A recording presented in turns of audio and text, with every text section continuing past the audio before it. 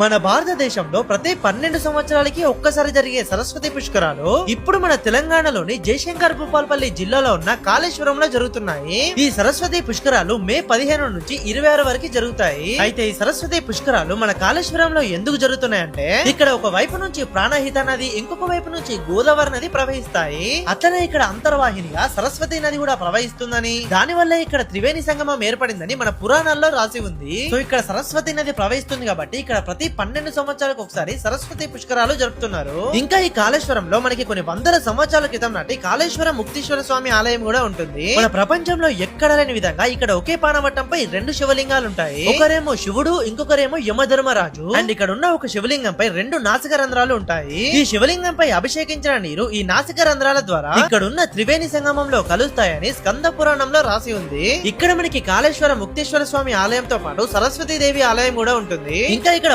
పార్వతీదేవి ఆలయం, సూర్య దేవాలయం, వినాయక స్వామి, దుర్గాదేవి, వీరభద్రుడు, అన్నపూర్ణాదేవి, భైరవుడు, హనుమంతుడు, శ్రీ మహావిష్ణువు, కాలభైరవుడు, ఇలా చాలా దేవీ దేవతలు మనకి దర్శనమిస్తారు. నిజంగా అద్భుతం కదా. మీరు మన తెలుగు రాష్ట్రాల్లో ఉంటే తప్పకుండా ఈ సరస్వతి పుష్కరాలకి వెళ్ళండి. అట్లనే ఈ వీడియోని మీ ఫ్రెండ్స్ అండ్ ఫ్యామిలీ అందరు కూడా షేర్ చేయండి. అట్లనే ఈ పుష్కరాల గురించి డీటెయిల్ గా ఫుల్ వీడియో యూట్యూబ్ లో పెట్టాను, చూడండి.